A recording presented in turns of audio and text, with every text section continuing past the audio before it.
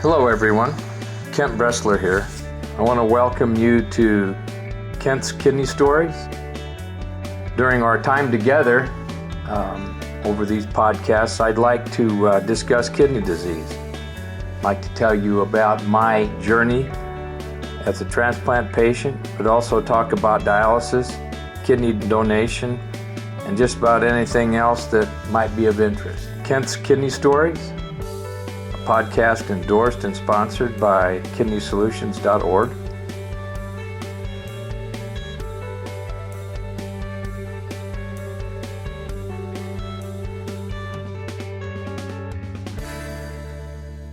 Wow, it's been a long time. Welcome to Kent's Kidney Stories.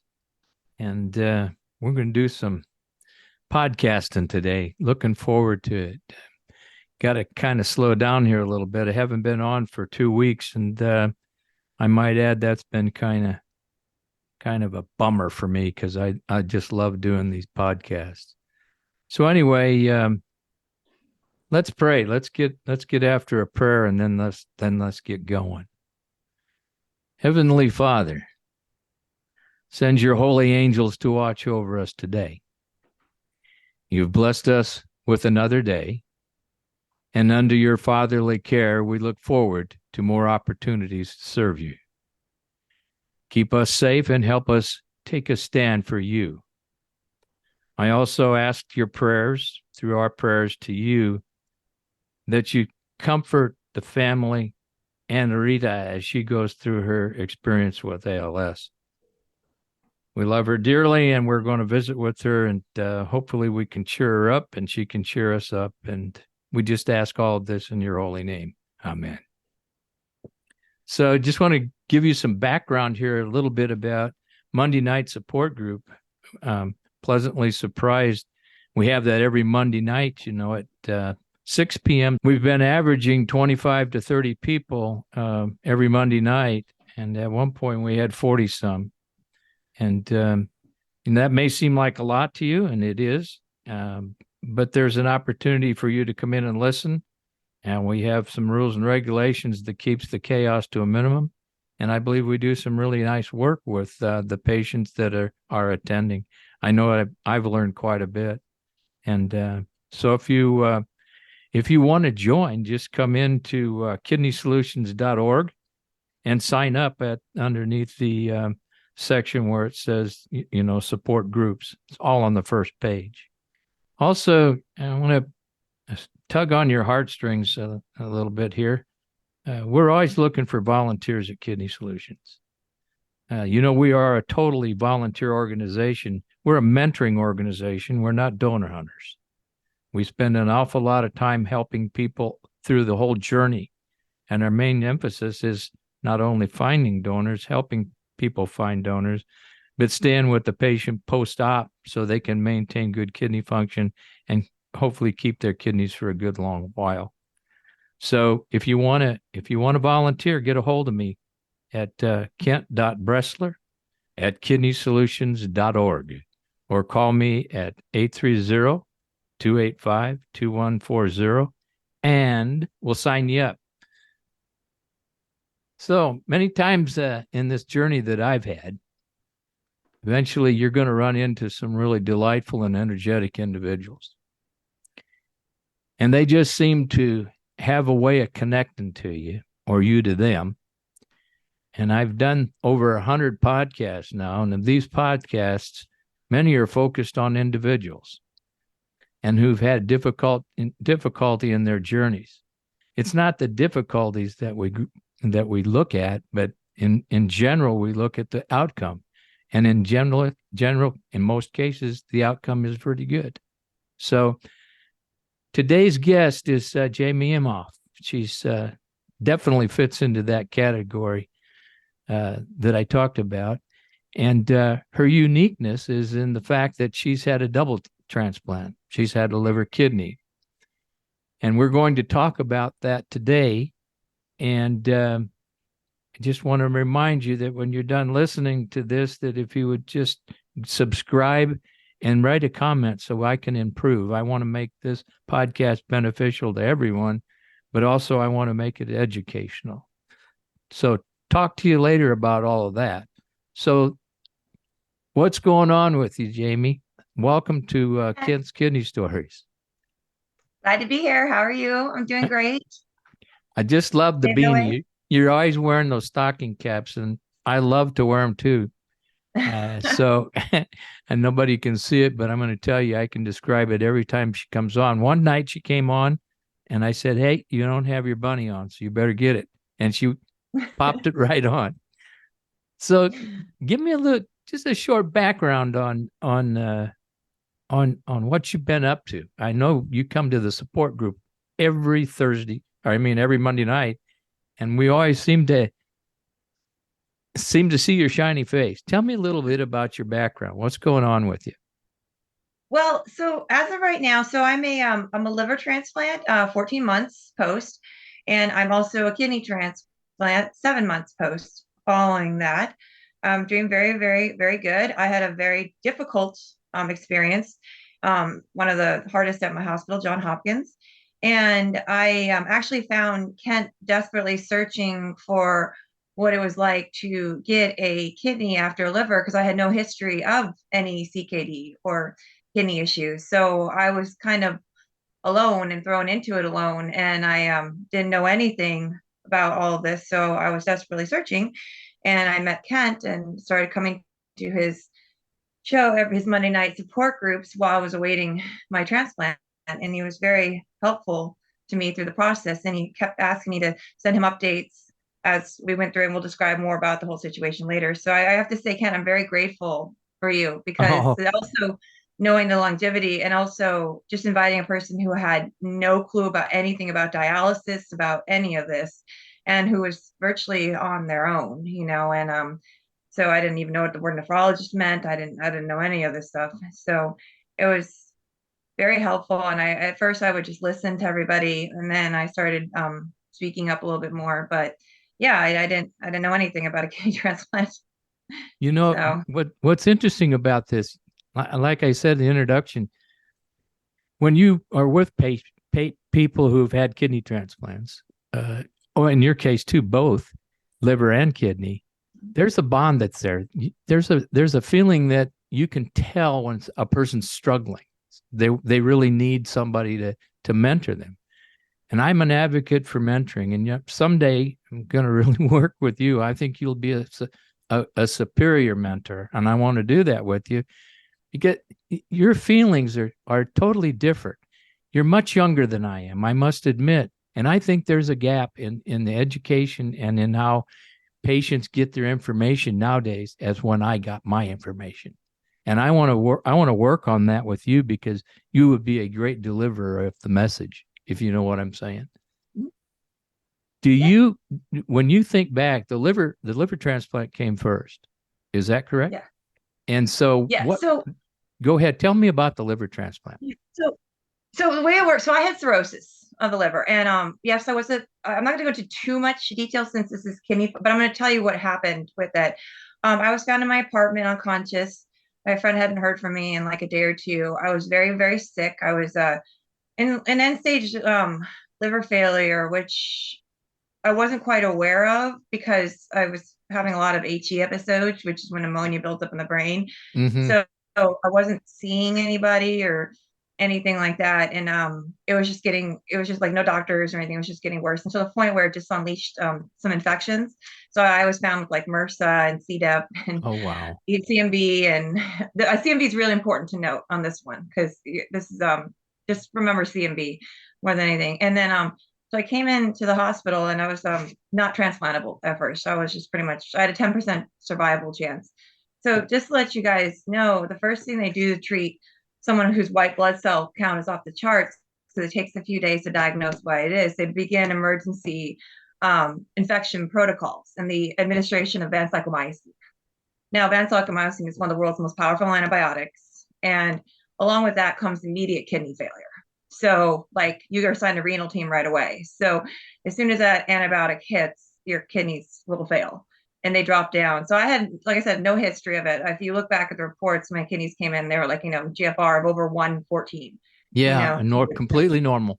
Yeah, completely normal. And by the administration of that is usually like 2 weeks. And by the time it was done, it was like a GFR of 20. So that was the to note that was the first hit the kidneys took, and so at that time, once it was found that I could survive the infections, they were like, well, you still need a liver transplant and you're in heart failure. And so I'm in multi-organ failure at that time, which actually has a definition called hepatorenal syndrome. Yep. And it's a condition where literally as one organ triggers a failure, they all affect each other. So like with the heart failing, it just runs with blood flow is cut off at the kidneys and over development. So there's all of the normal kidneys of AKA failure, like what causes like proteria, albuminuria, like all of those and everything are absent, yet the kidneys are completely failing. So it's kind of like you can think of it as like a cutoff of oxygen. However, mine did bounce back. So from the point of entering the hospital to being able to qualify for a liver transplant and transferring me to Hopkins, which is the only hospital that would take me, and to break the 6 month sobriety rule. How old were you at this time? 38. 38 years old. 38. Yeah. Okay. And you're around. You haven't even hit 40 yet. I hit 40. Yep. Did you? 40. Okay, great. Not that you're getting older, but it's a good thing you got there. Sorry. Yeah. Yeah. So then so on August 3rd, after I was brought to Hopkins, I was transplanted with a liver. I had a 37-year-old donor. It was a COVID positive liver, just to let you guys know. Okay. It's very important because as part of avocation, I keep telling people not to think that organs are less than subpar. Like I was very sick, and obviously this person, we don't know the exact cause, but likelihood it was because of such. But the liver was accepted for me by my family, and they said whatever it takes. Yeah, exactly. Yep, whatever it takes. In the liver failure, I mean, you're on the cusp. You're looking over the edge. You're not on the edge. You're actually looking over the edge. Mm-hmm. And you have to take it. You have to take a donor as quickly as possible, or you die. It's that simple. Yeah, it was like hour by hour, and yep. And it wasn't even. It was one that came available, so I'm pretty sure because it doesn't have a UNOS number, so I'm pretty sure that it was passed up. So there's something called like late acceptance too. So somebody else said no, and or maybe like somebody else had a chance at it and refused it.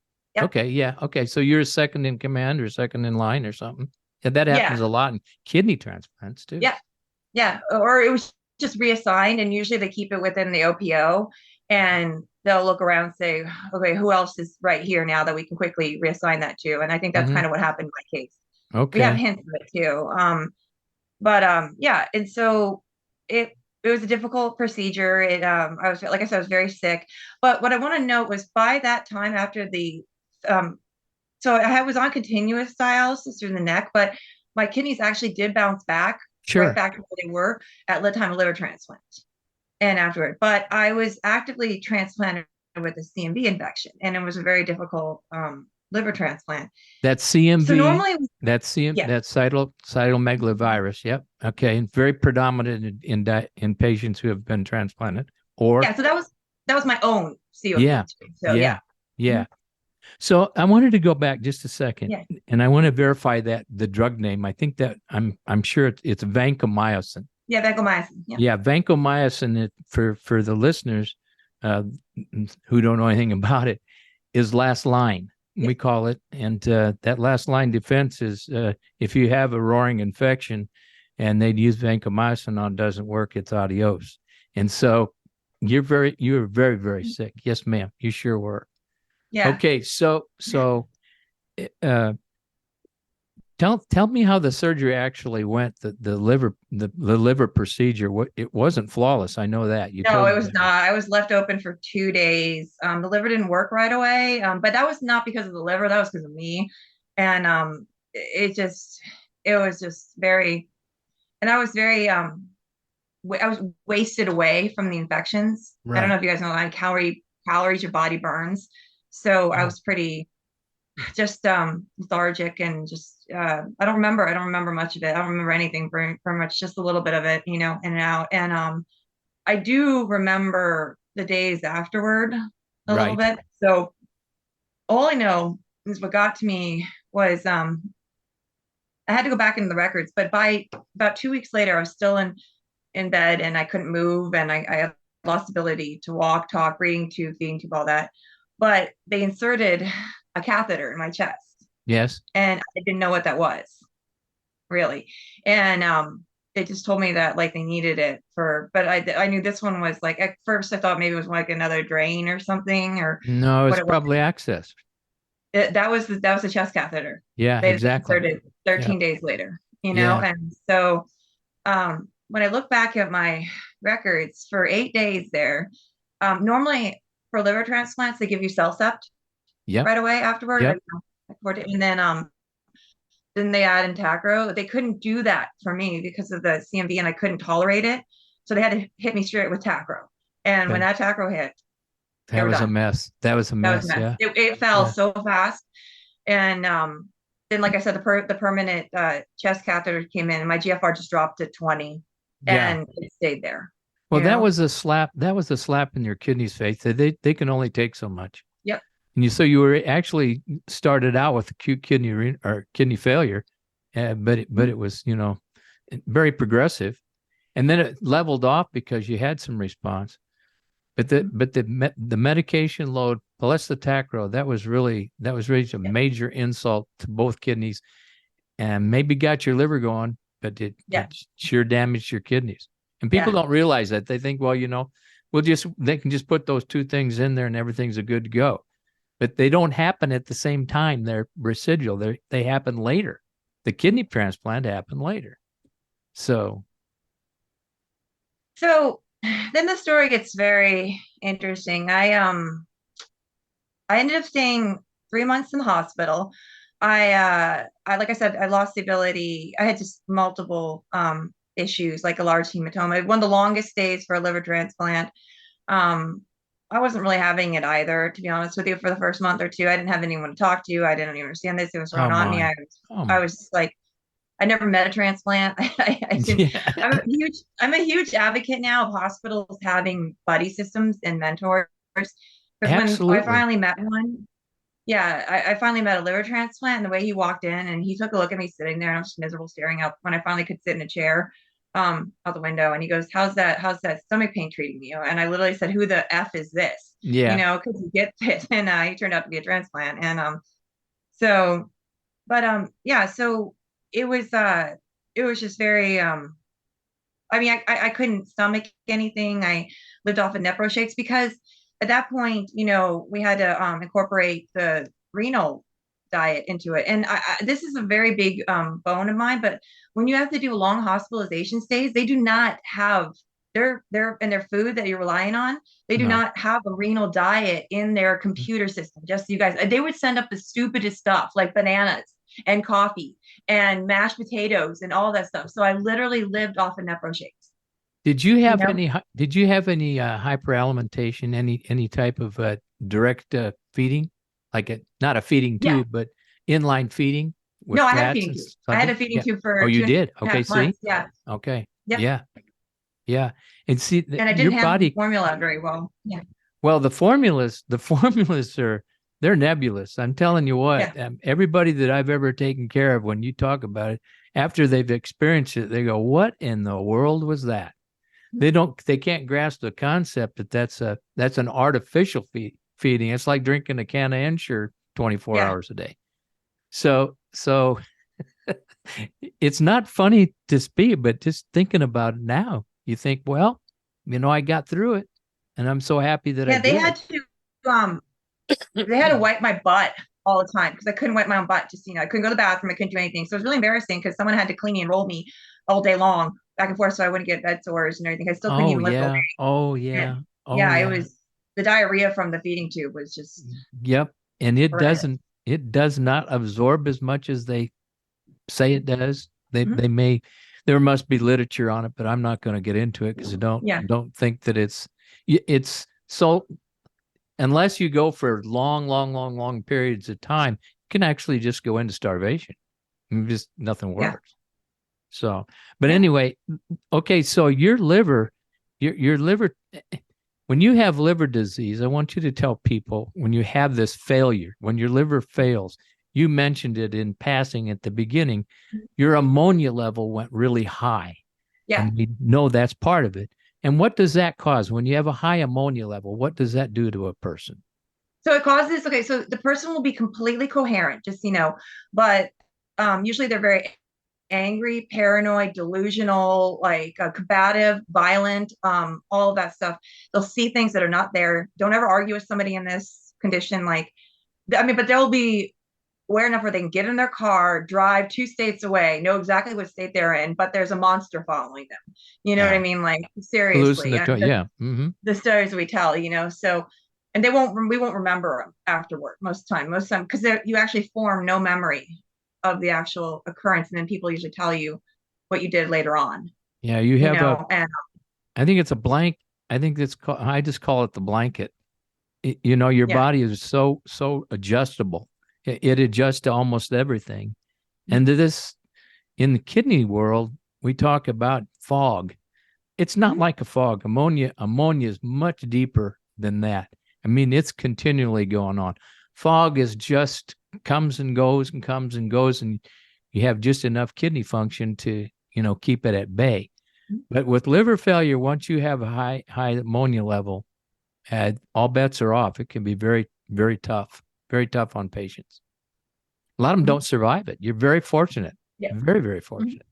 Indeed. Yes. Really.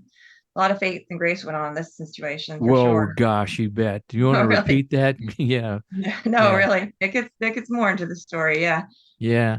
So when once you've gotten out of the hospital, after all of these days, did you have somebody caring for you? Was there somebody in your family that was working with you and staying with you and all that? So my dad flew out because I left in a wheelchair. So just, about 3.5 months, I stopped producing all urine.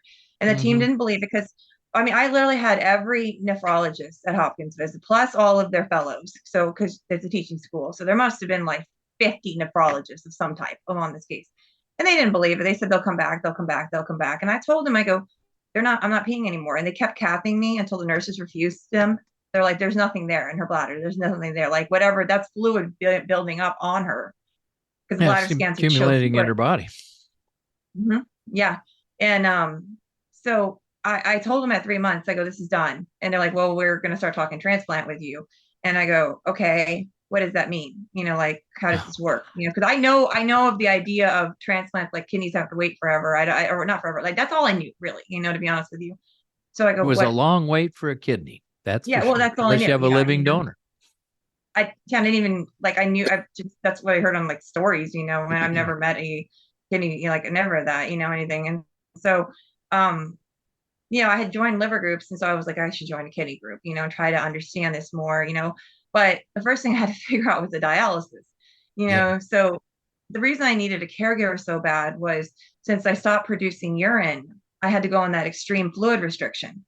So not only that, we had to pull off the surgical fluid, we also had to make sure that I didn't consume more than 28 ounces. Well, I got 32 as my allowance in a day, but I did 28, so I wouldn't bypass it. Wouldn't go over it. I couldn't handle a 3-liter pulse. So I had massive heart problems still. So I was on Metropol for a while. And then when it came to dialysis, I would crash constantly. Now, not in the hospital dialysis because it was continuous, but now I had to learn in-center hemodialysis.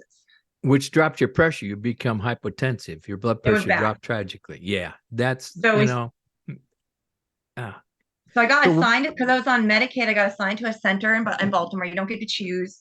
So I was still very weak. I was very cold all the time because of the tacro and all that. Very weak, very sick, very cold, to come bundled up. And that dialysis just killed me. And also trying to recover from a transplant, having no fluid in the body of anything, and a ton of medication from the transplant from all that was just a disaster. I was so parched all the time. I lost the ability to cry, sweat, anything. Tried to shower, couldn't shower, couldn't handle even standing up in the shower from the blood pressure extremes. It was just, I required a caregiver. Absolutely. That's why I was wondering. I couldn't function. Yeah. And we're talking at that time, a 30-year-old woman. Come on, to completely debilitated. And to Yeah, look so at it's you like, now, thank yeah. God, you've just Well, done a wonderful job. so one of the I talk a lot about motivation. So when we met first with the kidney team, they had some very strict requirements, and the first one was they told me I had to learn the whole Medicare and Medicaid and like the whole disability all by myself. That was the first thing I could do to transplant. I didn't know how to do that. So I spent the first month, I had no help, guys, no help from any social worker. And I mastered, you don't understand paperwork. I learned everything. What I understood finally, you know, what FICA taxes were like. I paid them all my life. I didn't know what they're for, you know, like all that stuff. And I remember Right. calling her a month later and I told her I filed all this stuff. It's in the works. And you know what the words were? And I don't find them insulting, but she goes, wow, I didn't think you would actually do it. Congratulations. Yeah. So, okay. Okay, what next? And then she goes, well, I'll let you meet with the kidney team now. So we're going on month 4 and 5. So I met with the kidney team and they're like, well, you know, bottom line is, you know, you qualify for this thing called a safety net kidney, you know, Safety net kidney. We'll go into more detail about that. But in order to even get that, they said, you have to walk again. And I go, are you okay? I mean, so they're like, you have to pass a 6-minute timed walking test. And at this point, I could take like 150 steps. You know, my caregiver said she'll never be able to do that. I just remember walking out of that meeting like, yeah, what am I going to do? what am I going to do? You're tearful and now. I just looked around. Yeah, you're Yeah, tearful well, I looked now. around the halls of Hopkins and I go, well, back took my sport days, you know, being a Division I athlete, I go, we begin training, you know, no matter how hard it is, we begin training, you know, and we'll do it. Like, because I thought about it and I was like, it's that machine or a transplant. It's that machine. And I'm going to die on this machine. Like, I'm really going to, because these fluid pulls, I had to take Midodrine 2/3 of the way through to even get through the session. You know? Yeah. So I'm like, there's no options here. You know what I mean? And I like, even if I had a living donor, they wouldn't do it unless I could walk. Yeah. You can't recover if you can't walk. Yeah. So we began the process. You know, we went from the wheelchair to walk, and we walked the halls of Hopkins because I was staying nearby for a flat surface, and became infinitely known every single day. I was there, like little by little, training to the point where people started making bets because they could see it in the hospital. They came up, they were like, "Hey, I had bets when I should not show up with a wheelchair." Yeah. And I remember my final it took weeks. It took several weeks. So we're going on months 5 now. And so probably about 5 weeks, 6 weeks and stuff like that. So once they said that, and then so month 4 was getting the paperwork for that, and then month 5 was this. And then I went to one of my last liver meetings and I was still like kind of in a wheelchair because I couldn't like walk the long distance. I could at least do that, but I couldn't do that continuous distance through anything. And my doctor grabbed me and she goes, I don't care what it takes. She goes, don't show up with that wheelchair. Don't show up with that wheelchair. She goes, you do whatever if you can. You know? So leave that baby in the car. We don't want to see you with it. Yeah. She goes, I didn't tell you this, but don't do it. Like she goes, I don't care if you have to take extra. Well, she didn't say that. I can't say it, but like extra pain medication and sense, you know, but whatever. No, you can say that. No, she you really just got to get through like, it. Yeah. If you need to take, because I was on tramadol too for the pain too all the time. You know, it was that painful, you know, and a daily tramadol to go through that, and so I didn't, you know. And then the funny thing is, this is the funny part. I show up for so that was the initial appointment, like the initial interview. That was the evaluation for transplant. Mm-hmm. Yeah. Mm-hmm. So they had all the medical stuff. They didn't need any of that testing. That was there already, you know, from testing anyways. But I still had to be, I don't get to be special. I still have to go through, you know, the listening, even though at that point we were well aware of, you know, what it entailed. At that point, I'd kind of mastered the dialysis, you know, going through, you know, the nurses were really nice to me at my center. I got to be really good friends with them, and they understood like the whole Midodrine thing. That was their idea, so it wasn't really prescribed. They were able to give it there, so that was kind of a contentious issue. But so I show up to that, and then I go, okay, I'm ready to do the test. And they're like, do you think I need to do it? I go, well, no, I don't need to do the test. And they're like, okay, we don't have to do the test. They're like, what the? You don't have to. You didn't have to do it. I didn't have to do the test. that's like going to your draft board and they tell you you don't have to report. Yeah, there you go. Yeah, so I was like, okay, fine. Yeah. And so, here's the thing. It's like life is full of setbacks. And so we're all ready to go. I'm like, can be listed. And they're approved. They're ready to go. And then insurance goes, hey, you know what? She's well enough. We want a pap smear this time around. So this is an ongoing thing, one thing after another. They could never put it all together and just do it, No, it right? gets better. That's why I want to keep telling you about determination. Okay. So I'm like, okay. So we get the pap smear, abnormal cells. I'm like, oh my God, what is this now? And so it turns out that the medications that I've now taken from the liver transplant aren't keeping the HBV virus at bay. So I have cancerous cells. And they're like, oh, well, now we can't transplant you. And I'm like, oh my God. So we're like, well, what do I do now? And they're like, okay, so next step is a colposcopy. So right, so you don't have bowel problems, issues, yeah. Well, not colonoscopy, a colposcopy. So they go in and they cut off, they cut off the cells. Yeah, okay, yeah. But Hopkins like, we can't do it for like 2 months. I go, no. I walked out the hallways. I go, what can I do? What can I do? What can I do? I can't. Because I was under the impression with the safety net kidney, it had to be done within the first year. And I was wrong about that. I learned that later on, but they never told me that as well.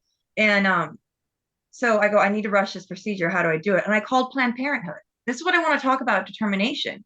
I'm like, wait, Planned Parenthood does everything in the world. I know this. And I literally called them crying and told them I was going to die tomorrow if I didn't get a kidney transplant. They got me in. They specifically opened their Baltimore office to do an emergency colpo for me. And so, and I just wanted to show, because this is how I was trying to show Hopkins how determined I was. And of course, that came back abnormal. So, but that time I needed a LEAP procedure where they went and burned off everything. Yeah. But Hopkins now was willing to get that emergency rush. So we were able to get all of these procedures done within a frame of less than 6 weeks. See, this is something not even with a special kidney. It just seems like there's no urgency in kidney transplant. I mean, everybody says, oh, we're working as fast as we can. We're overworked.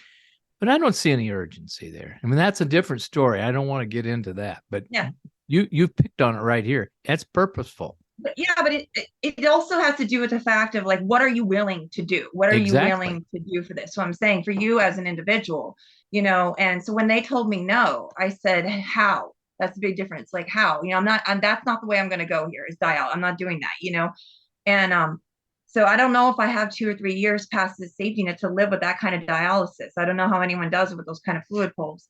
But so once I got that done, and mind you, okay, this is epic. This is how you know kind of how God works a little bit. Is I got listed on December 29th. Now, since this is a safety net kidney, it's the highest allocation. It beats a pediatric allocation in points. You must be listed within the first year of a kidney transplant. You must be, of course, same rules everyone else is, under my GFR at that point was non-existent. I was, you were on dialysis. Yeah. Well, yeah. I mean, I got tested regularly, but let me tell you something. With dialysis, the GFR was a 5. Yeah. I mean, my creatinine level, without dialysis, it was like just as bad, with the creatinine. So there was like, the dialysis at that point was just controlling, nutrient levels and everything. Mm-hmm. And the good news is that I was also on a very strict, renal diet. So I ate the same stuff every single day, same amount, and so I never had to do binders at least. So we got to avoid those with a nephrologist. But so I was listed on January 29th. What year was that? Got the call 2 days later. Now, we couldn't use any living donors in my family because they're different blood type than I am. Mm-hmm. So I'm blood type A, my sister's blood type AB, and everything. So that, parents are too old. My brother's the same. Like, none of that works. And so I get the call 2 days later. Like everyone's so excited. All the different teams are in the hospital. They're like, we've seen the stories going on, everything like that. We're in the room. Everybody's ready to go. Unfortunately, it was a 19-year-old girl who passed away of a drug overdose. So that was the first call. Uh-huh. And something did feel a little off. That morning I actually cried in the shower, and I couldn't even cry. It was the first time I could actually finally get some emotion. I don't know why I did. And then with the IV in, every other test done, about to be wheeled off. The nephrologist walks into the room, the kidney doctor, and he goes, he had his head down. And I go, no, don't. I read all this stuff. I know the literature. Don't tell me the organ's not viable. Okay, blah, blah. And he goes, no, Jamie, that's not it. You have COVID. Oh, I oh, was by just the way, shocked. I was just shocked. I was shocked. I just looked out the window and I was trying not to utter the words out the word.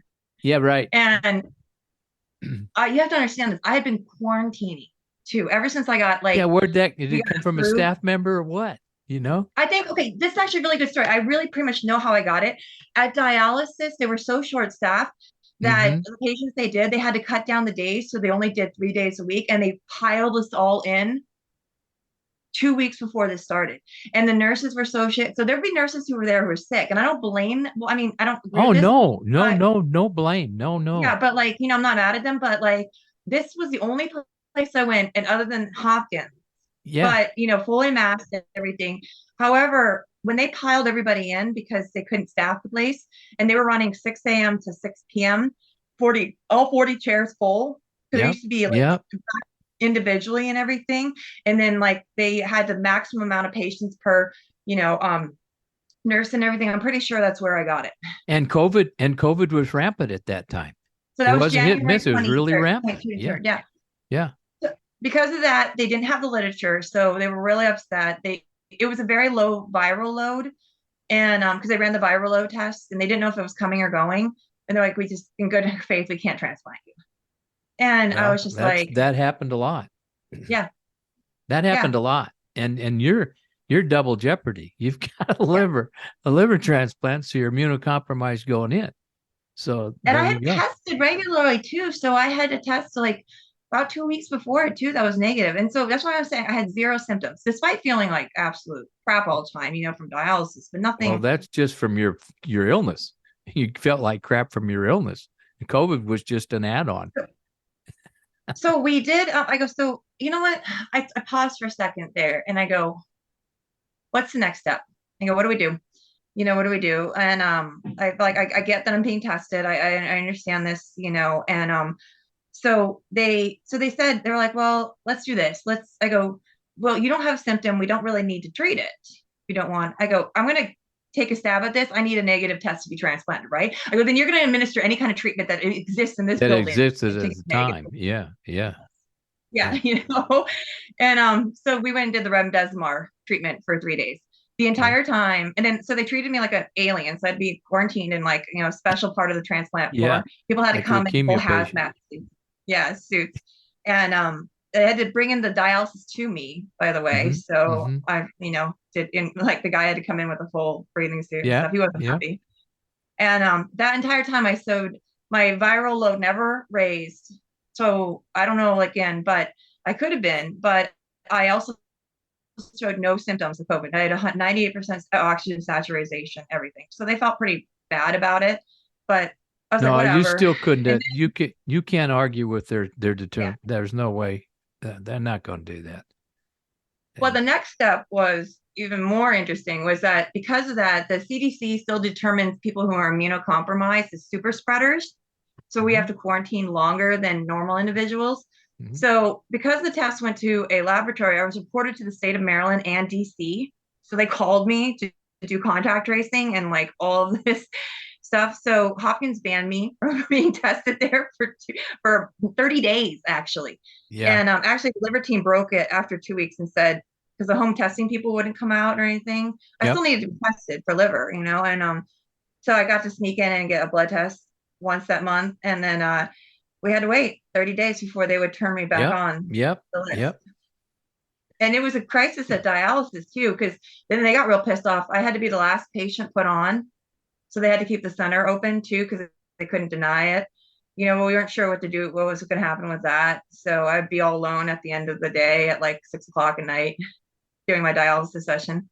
So that was my experience with being COVID. They had a separate room there, but they didn't use it. They just put me on there are so many people. It's just, it's easier to do retrospective reviews now and not for justification, but just for education, just getting people to understand that was a dangerous time, but it was also livable. It just depended on who you were. And you were a candidate for the truck, if you will, because you were immunocompromised with a transplant. So you're high risk. Yeah. So let's jump to your transplant. Yeah. What day? The day that you were transplanted, So so I was What? relisted, and 2 weeks later, on March 3rd at 4 a.m., March 1st at 4 a.m., I got the call again.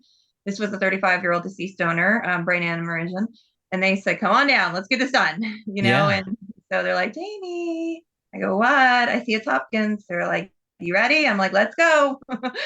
It was just a different feeling that time. I don't know, like it was just a different feeling. And so Well, could it have went been you down, were and feeling better? Could it have been that me, you were no, no, not you were really. nasty, nasty Still still? not feeling Yeah. good. Yeah. Okay. And from just mostly from dialysis. Yeah, absolutely. It wasn't working. Yeah, and then so we get down there. I had to wait all day. There's somebody else went before me. I think they got the other kidney. They had a pretty rough transplant, so it was hour by hour. It was really nerve-wracking. I didn't get transplant until 9 p.m. It was very good surgery. It was only 2.5 hours. Okay, One of the good. easiest they've ever had to do textbook. Yeah, Yeah. yeah. Yep. Yeah. Yeah, so it was textbook surgery. And I'm not going to kid you. I every day since I read the groups, I learned about a sleepy kidney, and I prayed and I talked to myself every single day from the first day I was listed that this kidney would wake up immediately. All Yeah. right. I want to stress that. I literally willed it. That's all I thought about. I would go to dialysis and I would spend 30 minutes just literally praying for 30 minutes on dialysis about when I get my kidney, won't be sleepy, won't be sleepy, won't be sleepy, It's going to and work. It's going to produce gonna work. the It's minute gonna they work. put it in. Yep. Yep. So Yep. I I went in, and when I woke up, I remember seeing the nurse before the pain hit with an orange tinted bag, and I go, is that?" She smiles. She goes, "Yep, that's what it is." And then I'm like, "Oh shit!" I started to roll over, but yeah, so it turned on instantaneously. They said it turned on as soon as before they even closed me up. It turned on and started producing urine. So That was miracle. A that's a lot of miracle. times living donors do that all the time, mostly, but deceased they can be silent. And this But was see, a that person was in the 24-hour. hospital. That person was in the hospital though, right? The donor. No, That this one had wasn't traveled. This okay. one It had traveled. traveled. That's Yeah, very because it rare. was 24 hours of cold isomeric time, just so you know. Okay. See, 24 so hours. that was Yeah. very fortunate. So prayer does intercede. Hmm. No, I really want to say that. Yeah. I don't doubt it at all. I believe that. I Yeah. can Yeah. because yep, I do. Yep, that's the way to Yeah, do and it. then but then also on top of it, it started filtering right away too. So Yeah. within a few days. So I would actually just, I went through this transplant all alone, guys, because my grandmother was dying in the state next to it. It was her final Oh, your whole death. family was This is a there. really important part of my story. Was my father had already flown out to be at her bedside. The night before, I called on speakerphone. She was 98 years old, so it was, Yeah, yeah, but yeah. I called and wished her goodbye. I said it was okay to go. I received the call at 4 a.m. My family said nothing. Hopkins knew, so all the people came down and were like cheering it on. I came in with a don't laugh at me. This is about willpower. I came in with a bag and 2 12-packs of seltzer water because I could drink them again. And they're like, "What are you doing with that?" I go, "Because I'm going to drink water." And I literally told them that. I'm not kidding. I came with Get out of my way two. as soon as I'm awake and can Yeah, swallow it. It's going to be history. it's going to be working. Yeah. And so I always remember that. But she passed away the exact hour that I got the call, like Yeah, within that time frame we found out. So it was yeah, almost like fortuitous, yeah. and yeah. Okay, I got some questions for you. Yeah. Good. Okay, so right now you're cruising. You're out from your kidney transplant. How many months? 7 months. And from the liver transplant? 14. Okay. 14. Yeah. The key here is, at what point did you actually start to feel human again? You've told us. Yeah. About a month after kidney, when the pain started subsiding. Like, first of all, like figuring out what to do at the time, now that my life didn't revolve entirely around dialysis, and I only got one good day a week. And then I could start walking more. And then, Right. but I was still isolating for the first 3 months. So I wouldn't say till about 3 months afterward. And we started dropping some of the medications again in the normal Yes. time frame. Yes. I would say at 3 months, then I began that walking journey, which I do now. And then that's when I really started feeling like, but it was just like amazing. Like, oh, I could try some fries again. Oh, I can have chocolate again. Like I can eat Well, again. I can That's important because this is a Yeah. sacrifice. Dialysis is not easy, but it's a sacrifice. And I follow you on Facebook. I see you, and you've talked to me at several times where you're going here. And I expect you to go do the Himalayas here pretty soon someday. Yeah. But I'm telling you that this is significant because in recovery, if you don't walk, you don't survive. Mhm. That's right. And I don't care how bad it hurts you, and I don't care how much pain you have, right? If you don't incorporate walking, and more walking, you don't recover very well. And you'll never recover to the max if you don't. So your routine is there. How about your diet? How does that reflect now? Are you pretty much in So what kind of I diet are you on? You after being Mediterranean on a 'cause renal diet? no, well, so had to combine all of those. But so for liver transplants really need to be on a Mediterranean, and I really recommend that for anyone else because we don't have a Mediterranean gallbladder. diet. Okay. Yeah. All Since we right. don't have a gallbladder anymore, we don't hold bile to produce like saturated fat. Right. Right. So it's really helpful to eliminate all that unsaturated fat, like switch that butter to olive oil. Everything I do is with olive oil. Like you guys say water. I listen, like I was with the walking, but also like the diet, it's like just little things. Like if you want pasta, I have the protein pasta that I use, like, oh, a big one for me, I have tons of egg white. Like every day I have egg whites for the albanines, and the albanines Albumin. Yes. Uh-huh. they really help you with recovery. They really help you rebuild muscle. They really help you, you know, with all of that. So it's not just the proteins, those as well. So getting Yeah, those in. the yolks and the proteins, I mean, you can go in that debate, and we're not going to do that, Yeah. but that was interesting. So was that recommended for you to Yeah, go ahead we and had okay.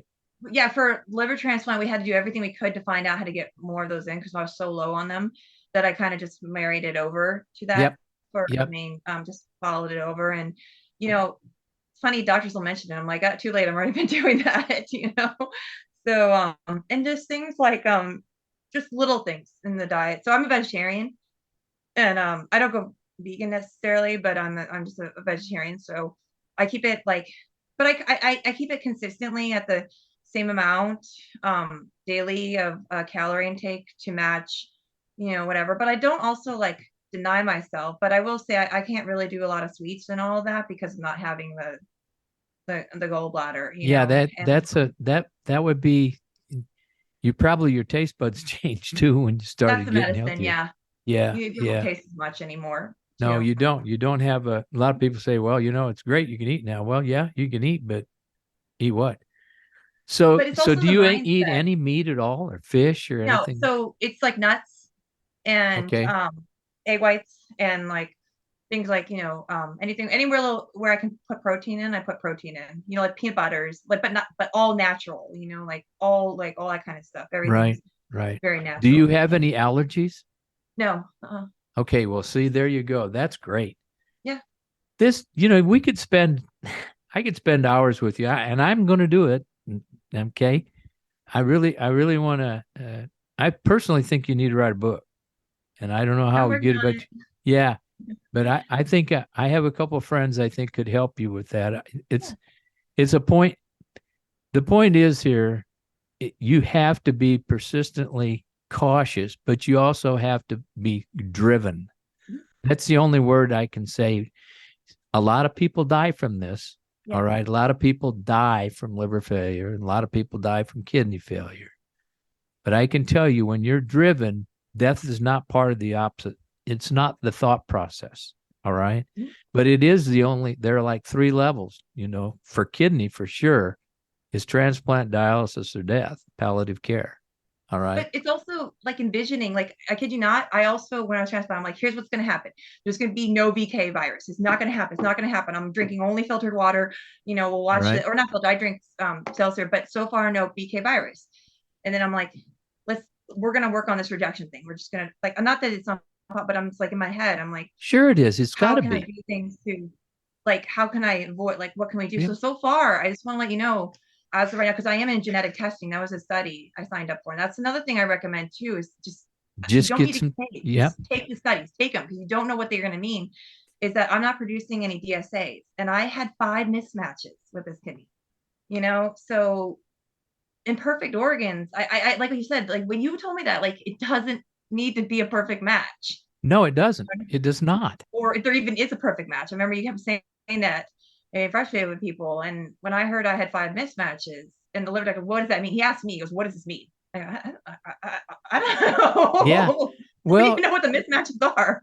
you'll hear know? that a lot, though, Jamie. You'll hear a lot. Oh, I was a perfect match. There's no such thing. Yeah. You, But I wasn't. humans, no. And But you, she wasn't, and she's no. doing great, Yeah. So, Do they do any testing like Natera testing where they do Prospera or I haven't gotten any of that yet. They okay, don't. They I don't would need to. encourage you. I would encourage you to request that. Okay, it I think, preemptive, yeah. so you can get on it. No, I want to, but I don't Yep. think we need to, because we can just get the results from the genetic testing, because it's supposed to be very even stronger than that. Well, And that's true, but I'm talking about yeah. down the road. Oh no, I want to. Yeah. Down, but you need to set that up early. Mhm. Prospera is one of the tests. Okay. And then AlloSure, you get with me after this and we'll chart a course. I want you to do that. I want you, because that'll take some of your mind work. Well, if it elevates, then they can go to work on it. Okay. But right now, I think your mental attitude is going to prevent you from having a lot of problems. Just your ability to strive and work forward is you got guts galore. You need to understand that what you did and what you went through now is past, right? It's past. It's a good reflection, but you're building today. You need to live. You need to live, Jamie. And I noticed that you're doing more and more of that, right? You're not dwelling on what's happened to you. You're dwelling on what's coming. And I applaud you for that, because that's healthy. And you need to stay healthy. All right. And you're going to do okay. You'll do fine. You'll have your bumps just like everybody else, right? And you're going to get older, believe it or not. Yeah. And that's the joy, isn't it? To be able to be older. And that they talk about longevity. Don't do numbers. Yeah. Do life. Live. Okay. If I can give you any information at all to take to the bank, that's it. Live. You've had a transplant. You did all this stuff. It's history. You can reflect on it, but right now you need to live. All right. Yeah, I speak on something a lot to people, and part of my story, and you actually inspire me a lot with this, is the idea of happiness. And That's how right. like stress is the number one thing on the immune system, and your body reacts to things when it's stressed because it's trying to figure out what's going on. So I speak a lot about, when I listen to older transplants, is that the idea of hearing like just happiness and joy in their voice and wanting to like get back and everything. I think that is absolutely the number one thing you can do to, ensure the health of these new organs, is find a way to be happy, Yes. and give back, to be honest with you. I'm going to clap. I want to clap. I want to hug you. I want to reach out to the screen right now and hug you. Yeah. Because that's the truth. And you'll have people that tell you, oh no, I can't do that. Well, I don't really mind telling people that if you find joy, if joy is part of your life, you'll have your cranky days. I get it. People get cranky, no problem. But I'm talking overall, if you can find joy doing the things that make you happy and you can live, and faith is one of those things. The faith that you have, the joy never leaves you. There's always hope and there's always joy. And if you eliminate those from your life, you're going to be tragically in trouble. And you'll stay there, right? You'll never progress. But you have that joy. Since I've met you, I see it in your eyes. I see it in just the way you deliver yourself. And I'm telling you what, just stay the course. Please stay the course. And if you have trouble, you call me right away. Oh. All right. There's no problem. I'm going to stick with this till I die. So it's best for you to call me. I'll be more than happy to help you in any way I can. Kidney Solutions will help you. And we want you to be part of Kidney Solution at some point. But you're fresh. You need to live right now. You need to get your living on. Okay. Yeah. Thanks, Kent. All right. I'm going to cut this off because most listeners, they kind of like to listen and get to the point. I'm going to have you back again. I'm going to have you on a panel, and we're going to talk about joy. Okay. Yeah. That's exactly what we're going to talk about. You keep coming to the support group, you keep calling, and you keep breathing. Okay. That's all I can say. So we're going to cut it off here, folks.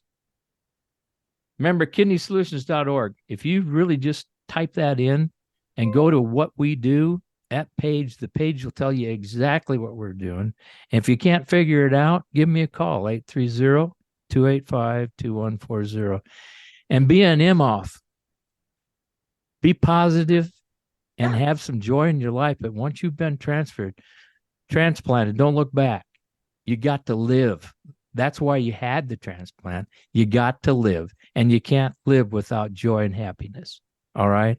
Your faith will bring you joy and happiness, and we'll bring you help. All you got to give us a call. All right.